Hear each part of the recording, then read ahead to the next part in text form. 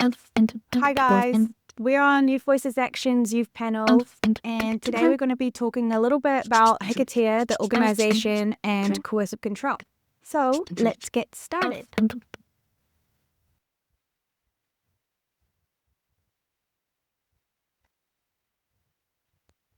Could you please introduce yourself and your role within Hikitia? Awesome. Yeah, thank you for having me today. Stoked to be here with you, lovely Wakene. So my name is Rachel Taane. I've got many names, so if you'd like my full name, it is Rachel Irene Axis Taane Tinoro. So yeah, we'll just go for Rachel for now. My role within Hikitia, which we'll talk a little bit more about the kaupapa and the organisation and stuff soon. My role is community mobiliser. So yeah, basically just being in the community and mobilising. I do have a registration in social work as well. That's my background, my professional background. I'd also say I've got lots of different things. I'm a DJ, so I DJ lots of different types of music, but my favourite type is like drum and bass, jungle, real underground, heavy stuff. And I'm a mum, a wife, I'm a friend, I'm a sister, I'm a mother, I'm part of the rainbow community, and yeah, so lots of different things. So could you please explain in one sentence what Hikitia is and how it helps people? So it's community-led, tiriti-led as well, and it means that we're built with the people, and it's for rangatahi, whānau, schools, and local groups. Prevention isn't just like lessons. A lot of people will go, oh, so you deliver consent education and that kind of thing. We used to, not under Hikitia, but we had other initiatives like Mates and Dates and consent education. It's about lifting communities. So, well, communities lifting themselves rather, because who are we to go in and be like, hey, we're here to lift you up. It's not about that at all. I mean, we are part of the communities as well. It's about spotting those red flags early and also modelling respect, creating a culture where violence cannot thrive. Perfect. So a term we've been hearing a lot and like popping up, I guess, among us young people is coercive control. Since you're in that preventative and education space, would you be able to describe to us what coercive control is and how is it different from just a normal argument or boundaries set in place by partners? Awesome. Yeah, for sure. First of all, I think it's awesome that we're starting to talk about coercive control.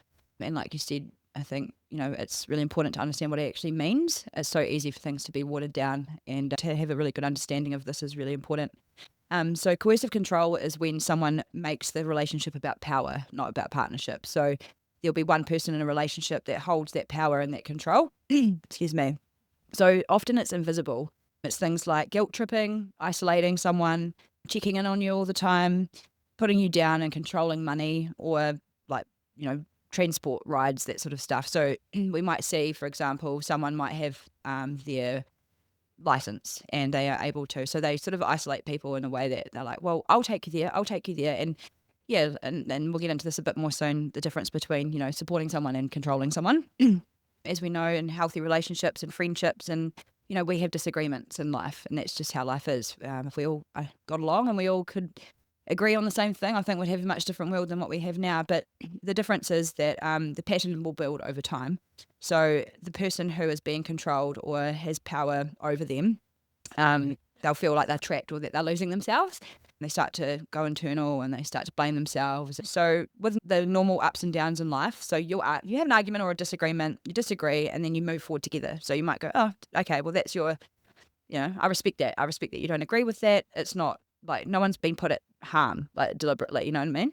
Coercive control is more about one person always holding that power. So you walk on eggshells, you're afraid to be yourself. So you'll start to change things. I might not be able to wear this tracksuit. I might go, oh, if I wear this, she or he might get upset about what I'm wearing. Oh, it's too bright. People are going to look at you. Do you want to be centre of attention? That sort of stuff. It could be around, oh, I don't want you to wear that because I'm trying to protect you. If you go out wearing that, then you're going to be a target. So just controlling people in those really subtle ways and making you feel like you always have to look to that person for, what's the word, acceptance, or for them to say, yes, you can do that. Yeah, so that's probably the difference. Other things would be like, for young people, I think is really important to understand is that they demand things like your passwords on your social media or your phone. So they might be like, oh, well, if you loved me or if you trusted me, or if you've got nothing to hide, then, I should be able to access your account. And quite often too, it's a one-way agreement. Or they'll go, hey, who are you messaging? Oh, show me, that sort of stuff. Obviously, it's not so black and white. And in some healthy relationships, ka pai, might have each other's passwords. For example, for me and my husband, we've got each other's passwords. I know his PIN for his card. He probably doesn't know mine because he can't even remember my cell phone. But I can say, here, take this and do that, and because we have that trust and it's reciprocal.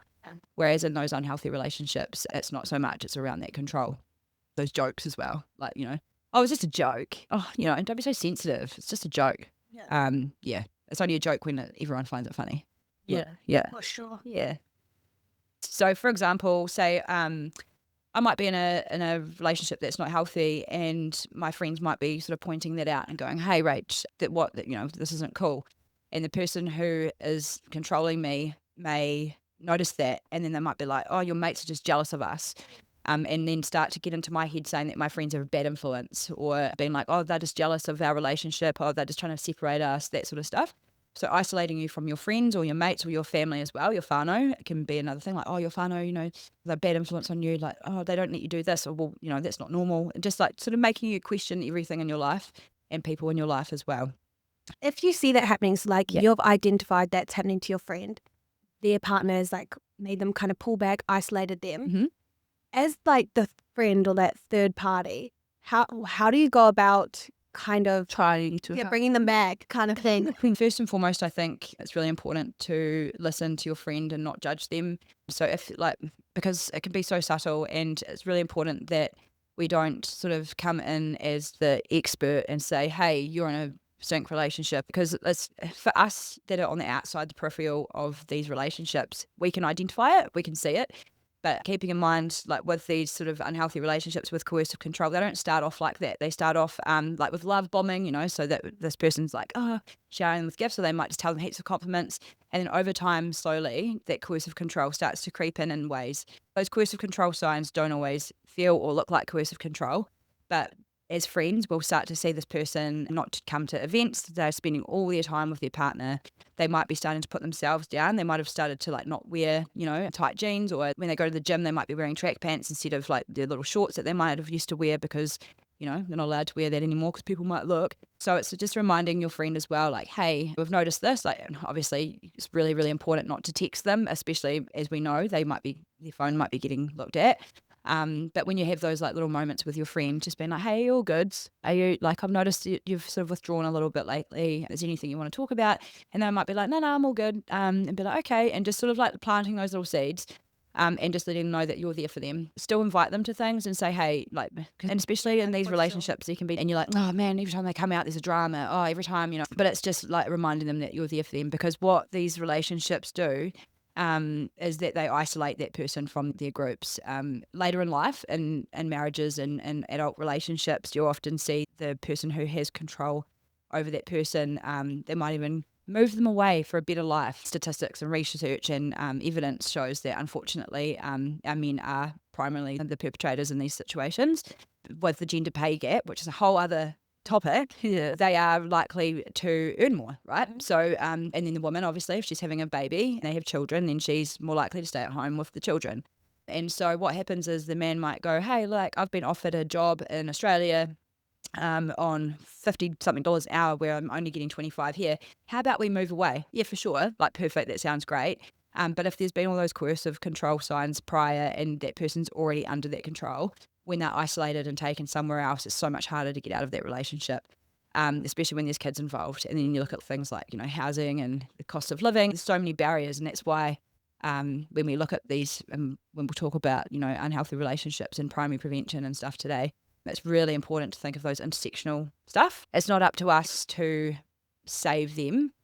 As friends, all we can do is let them know that we're here for them and love them through those hard times. So we can, the way we can help them if we see them getting distant is reassure them that we are there for them, and then kind of invite them to reflect maybe and come to that conclusion themselves, I suppose. Yeah, you're right, because whatever the saying is, you can lead all horse to water, but you can't make them drink. Totally. So just telling them to probably might make them resent you, possibly, because they love this person, right? Exactly. And like you said, it's gradual. So they've really developed that emotional connection, and you're just dogging on them. Yeah. And it's oh, that's my man, or my partner. Yeah. And you nailed it there too, is that they do love them. And we have to remember too that these people that use power and control often, and I'm not justifying their behaviour whatsoever, but they often don't know what they're doing either, or they might, like no one wakes up in the morning and go, right, I'm going to be an abusive power and control person today, and I'm going to make everyone's life shit. It's the only control that they have in their life, and so they've potentially learnt that from prior relationships or their own family and their whānau at home, or just a lack of education and a lack of knowing what love is. And I think people forget that love is when you love someone and you allow them to grow individually but also together, and that hard times do happen, but we should be able to be ourselves and go out and enjoy ourselves and hang out with our mates and have disagreements about stuff, but it should never make someone feel less than the other person. Thank you for explaining to us what coercive control is and what are those kind of signs that a friend, family member, or yourself could be in a coercive control relationship. Would you mind identifying to us some like green flags in a relationship of like, what is genuinely healthy? It's not, what social media defines as healthy, where you buy gifts, you overcompensate by posting or complimenting, like genuine signs of healthy relationship. Totally. First and foremost, a healthy relationship, both people and friends, everyone should feel safe about it. So green flags of healthy love would be things like feeling safe to be yourself, fully be yourself, not fitting the mold of what someone thinks you should be. You can say no without punishment. Basically, just, if you're not happy about doing something or going somewhere, or just, you shouldn't even have to like explain why. So no punishment at all. Punishment as well is not physical punishment. It's things like giving a cold shoulder. So someone might say no to hooking up or going out with that person to the movies or something like that, or if we're talking about sexual intercourse, someone might say, oh no, I don't feel like that today, or I don't feel like that ever. That the person on the receiving end might show things of punishment like sweet as, but then not talking to them for a few days. I had a relationship where I might change my mind on something, and same with the sexual side of things too. And I remember one time, actually, my mum said to me, you're going to pay for this later. And it was because I had a girls' weekend, and this isn't the relationship I'm in now, by the way. This is historical. My husband is amazing, and if I could show you like what a green flag looks like, it's him. I remember we were going, I think it was like food festival and down in South Island, and it was a girls' weekend, and they're like, look, can you just come? Like, does he have to come as well? And I was like, oh, okay, no, he doesn't have to come. And so I asked him, and then he was kind of like, yeah, no, that's all good. You can totally go. And I would always be allowed to, and this is the other thing, allowed to go out. But then he wouldn't talk to me for a few days after, or he'd do things like he'd take off or he'd use all our money. So punishment can look so different. And so it would get to the point where I'd just invite him, or I'd say to my friends, look, it's just easier if he comes, because if he doesn't, then I can't come. Well, I can, but then I'm going to pay for it for a week. Also, another green flag is they cheer for your wins. So instead of being like, oh, wasn't that great, or whatever, they're like, that's awesome. They look at things like, you might just, submit an assignment and you get back, maybe it's not what you wanted, but it's still a win, right? You still submitted it, and they cheer you on for that. They encourage you, they inspire you. You keep your own friends, your own hobbies, and your freedom. You don't have to give up your own friend group and then only hang out with theirs. They support you and your friends. Obviously, if your friends are toxic and they're, making you not happy, then they will kindly point that out, and your partner will be your safe person to talk to. That's a green flag. Your boundaries are respected. That says it for itself, really, kind of what I've just spoken about. Real love should help you to grow. It shouldn't shrink you. So if you feel too scared to say no to something, or if you have to, every time you make a decision, you go, oh, you have to think about it and how it's going to affect, your relationship, then in a negative way, then it's probably not a healthy relationship. Thank you for that, and like wrapping up everything about coercive control and healthy relationships. So we kind of want to talk a little bit more about Hikitia, everything that you're doing in that space. So are there any initiatives or things that rangatahi should be aware of that Hikitia is currently running in the youth space, or wants to draw our attention to? It's quite a complex thing to talk about, because in Aotearoa we've got a lot of prevention mahi that's happening. We've got wicked initiatives like She Is Not Your Rehab. There's so many things. Voices of Hope. Shares not your rehabs in the primary prevention, like a little bit, but more in the secondary prevention space, intervention space, because the harm has already happened. We already have family violence happening. So the thing is with Hikitia is it is primary prevention. So what we're looking at is we're kind of trying to stop the harm from happening in the first place. So like I said at the start, Hikitia, we don't create things and then offer it to people, because it's community-led, rangatahi voices-led, or rangatahi-led, and like for me to step into a space of young people and be like, hey, I've got this for you guys, it'd be like, well, you're like late 30s. So, even though I do come across as a young person half the time, and I probably act like one, but primary prevention stops harm before it happens. So instead of waiting for the violence that has already caused the damage, we're building conditions where it can't thrive. So for example, normalizing respect in relationships. So these are the ways that young people, I guess, can get on board. So spotting those red flags early. So like what we've talked about today. So being more being more conscious is a word, I guess, of the relationships that are going on in your life, even in your own self as well, whether that's with friends, with whānau, with, romantic relationships, if that's something that people are into. Empowering peers to call out harmful behaviour with love and not shame. And that's another topic I'd love to talk about one day, is that call out and cancel culture. So calling in is basically calling out, but done with love, with aroha. Because we want our friends, like if we've got a friend group and there's someone in that group that says some dumb stuff, like we want them to do better, right? And as we know, when we shame, like if someone calls you out and shames you, are you likely to change your behaviour? Probably not. You're probably going to be like, it's not for you. So it's going like, hey, wow, you made that comment, really interested. Like, what did you mean by that? So say, for example, they might say, might be a victim blaming comment, or it might be racist comment or something. Don't shame them in front of everyone. Just pick a moment and go, hey, when you made that comment, it actually made me feel quite uncomfortable. Can we just sort of have a chat about that? And if this person genuinely isn't wanting to cause harm, and they just made a comment that they didn't realize was harmful, then they will be open to having that conversation. If they push back and they become more harmful, then it's probably a good idea to have a chat with your friend group and just sort of say stuff like, hey, I sort of had this conversation. It's not about gossiping. It's about, coming together as a group and calling in and just saying, hey, like, because they might go, oh yeah, actually, I've noted this comment as well.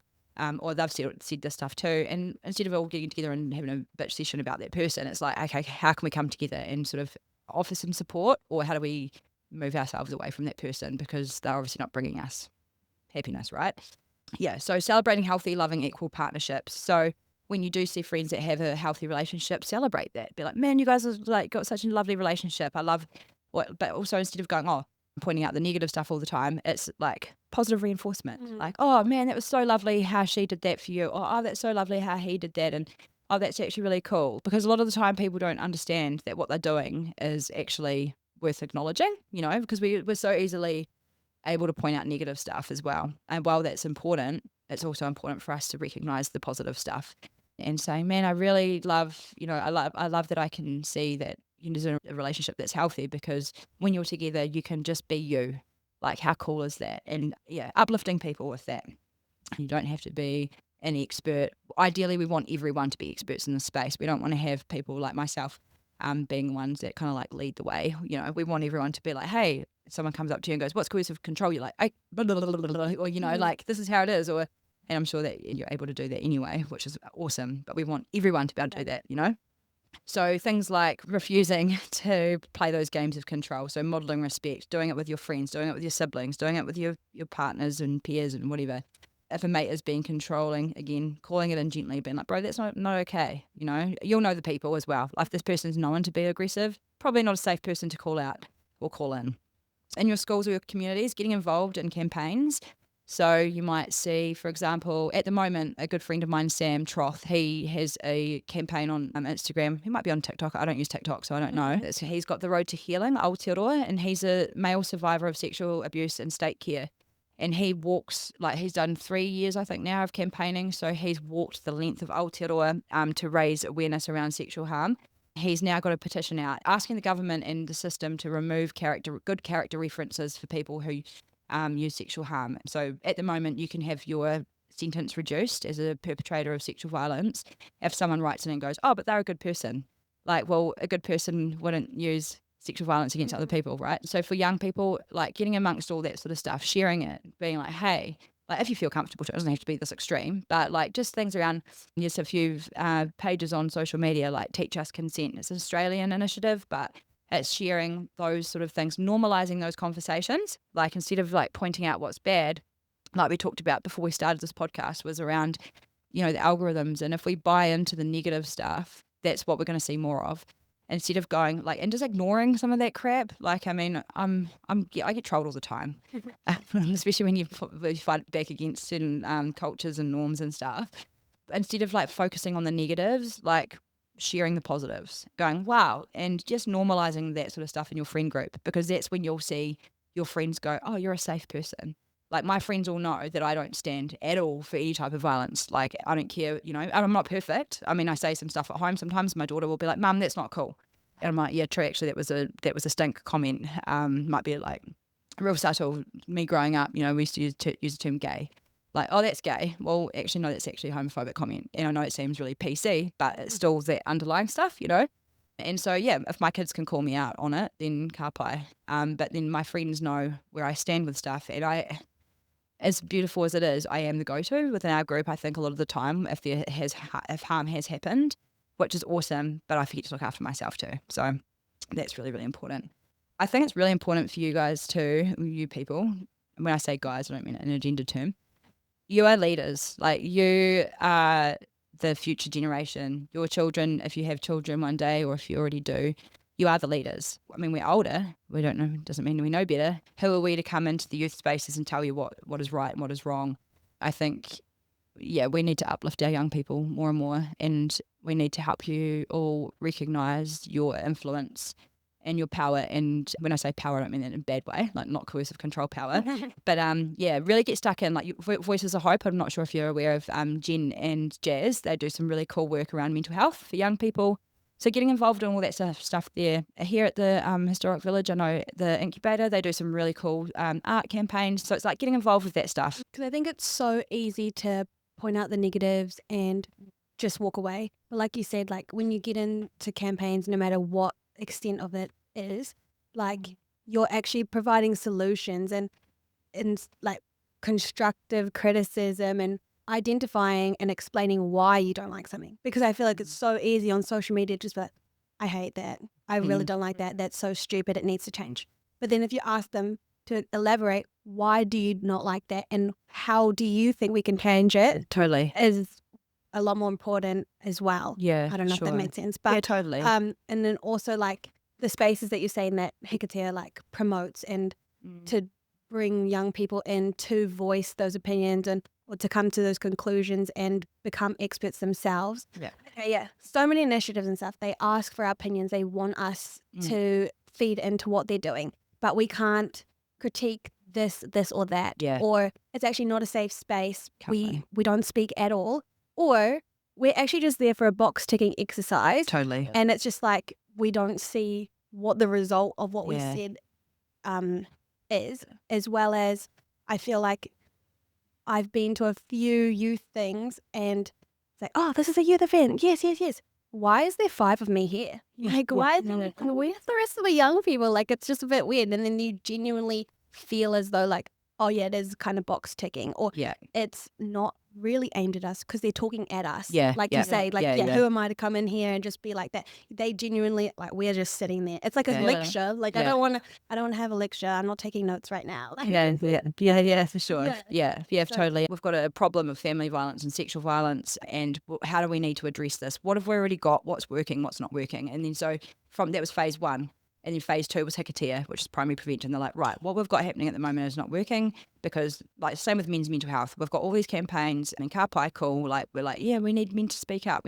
But the thing is, men don't feel safe to speak up, because the minute that they do, then you've got the people on the outskirts going, oh, you pussy. Or like, they go, oh, it's not weak to speak. Well, it's like, no, it's not. But we still have a society that puts men in these boxes of like, for example, and women too, why can't a man wear a skirt if he wants to wear a skirt? It's a freaking skirt. Like, wear a skirt, bro. It's all good.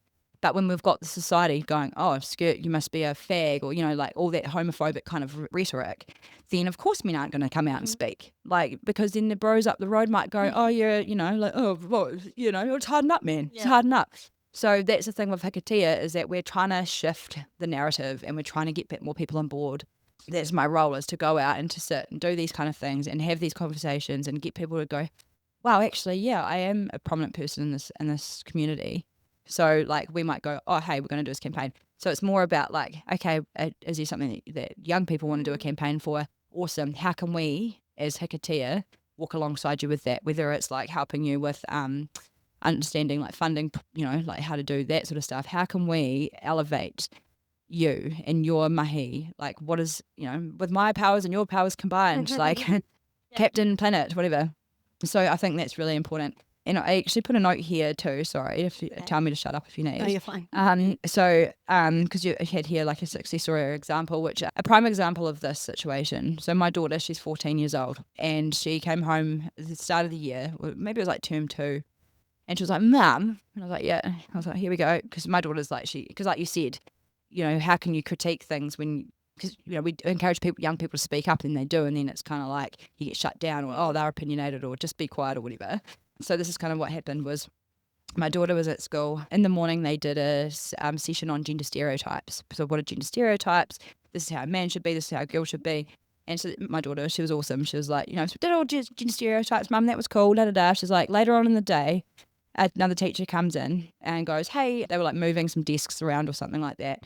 And the teacher comes in and goes, hey, to her form teacher, we need 4 strong people to help me with this. And the teacher, not intentionally to be gendered, was like, 4 boys, I need you. And so if my 14-year-old daughter can understand and identify what a gender stereotype is and how that's harmful, and because my daughter would go against gender norms because she's like hearty, she's physical, she plays rugby, she looks like a pretty girl, like she's got blonde hair, she's petite, she does all that, these sort of things. She wears, she wears what the hell she wants, which is cool. But for her to understand that and point that out and go, even the teacher gendered that, then we see that's a success story for me, because we've got young people now identifying things that like I would have never noticed that, even in my own mind. Like, and the teacher probably didn't even notice that, like that she did that, And I said to my daughter, did you bring that up? She goes, well, I can't, because then I get told that I'm to be quiet, that I'm being smart. And I'm like, okay, so we need our adults to shift. We need adults to encourage young people to go, hey, call me out on my crap. Call me out when I say a thing like that, or at home when my daughter goes, Mum, that was not cool. And it hurt, like getting called out by a kid. You're like, oh crap, like I'm supposed to know better than you, and you're now here, We need to open up those spaces for young people to be able to have those conversations with us. Yeah, because that's how things are going to shift. Yeah. So success isn't obvious. It's those little shifts in society that we'll see, which, can be hard. Yeah, because you're constantly looking for those success stories.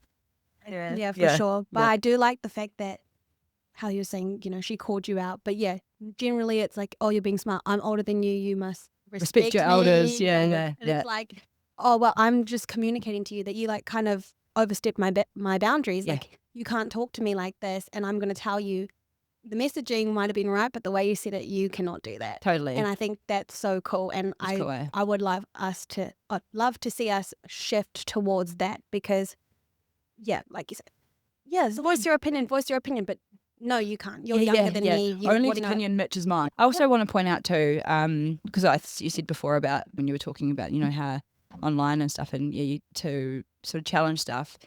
Also, stepping into these spaces can be really draining. So it's when I tell people to like challenge toxic behavior or challenge like these harmful things, start within the people in your circles. Don't worry about Susan, Bob, and Jim and Jeff out there that are online, because sometimes people like on the online space is crazy. Like, people go on there, literally, some of them are bots. Like, some of the people that you're arguing with online aren't even real people. They literally, it's like when you look deep into like Meta and stuff, they literally have bots. Like, I don't know if you've seen online how they have these big rooms of all these machines that are literally just bots, and they have like profiles. They've created these profiles, and they literally fight with people online, or they might post some other content. I mean, you see on Spotify now doing it with like fake bands and stuff. And so Spotify have got these like, and it's to push algorithms and to push like money. It's money.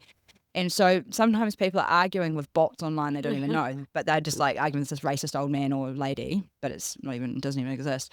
Don't worry so much about what the hell's going on out here.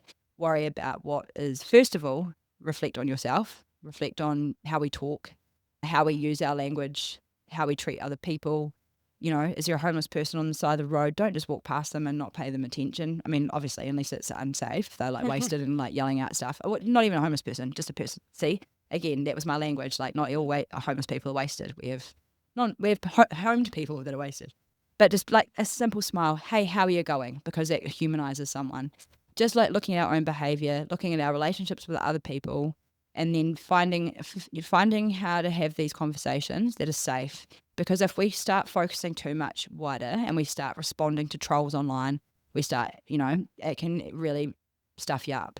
There's no point in putting our energy into places that people aren't willing to listen. Yeah, like pick your battles. Exactly. And like all the cliches and stuff that you can Yeah. only control yourself. Pick your battles. Those are so true. And like I've probably overused the word, just pretty much inviting people to come together, like you say, for the same cause. Yeah.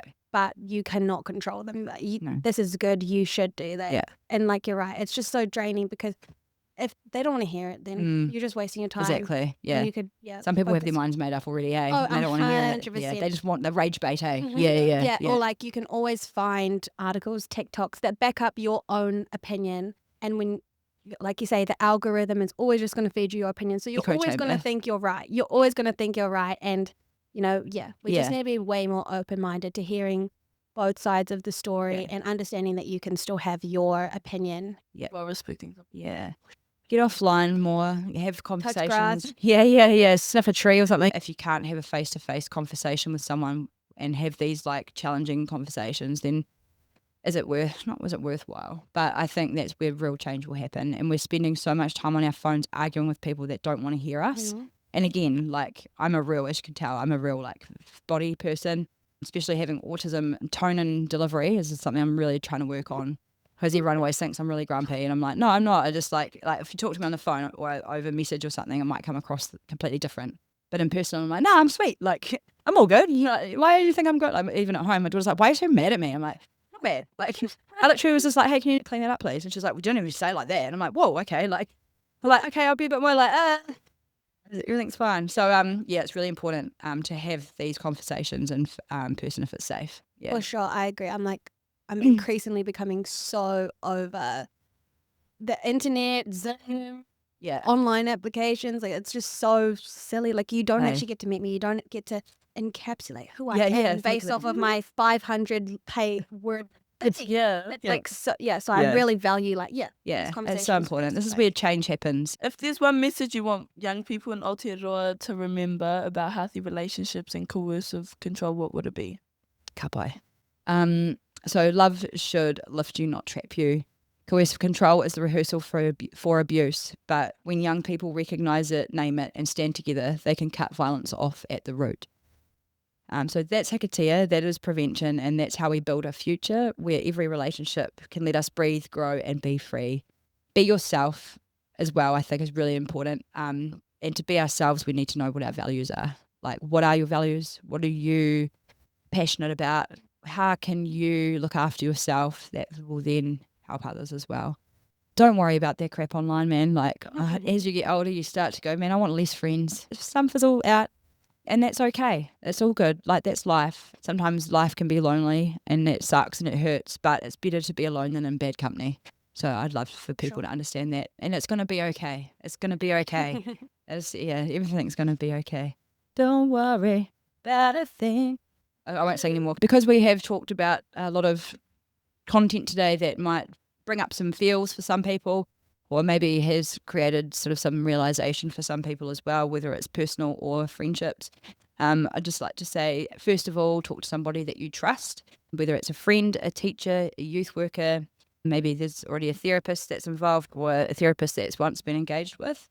If not family, reach out to confidential services, or if not any of those other people, reach out to some other confidential services. So we've got Youthline. Youthline is 0800 376 633. You can also text 234 if you're not a person that likes to talk on the phone like myself. You can also call WhatsApp, which is 0800 942 8787. Safe to Talk, which is a sexual harm service, 24/7 as well, 0800 044 334. Or you can text 4334. Otherwise, there is a service here in Tauranga Moana, which is where I work, Tautoko Mai. 0800 227 233. We're also 24/7 sexual harm support. We do lots of different stuff there, forensics right through to therapy and sensitive claims. And there's also Tautoko Taane, which is a support service for young men and men, anyone that identifies as a man, in Tauranga Moana as well. I just want to say thank you for joining us today, Rachel, and we really enjoyed talking with you today. Me too. I loved it. Thank you. We also want to say thank yous to you for watching. I want to just highlight too how awesome yous are. It brings hope having some really awesome rangatahi in this space that are having these conversations. This was never spoken about in my, well, not in the groups that I wasn't part of anyway. You're literally leading the way. So don't stop what you're doing. And I appreciate you very, very much. We appreciate you too. Yeah.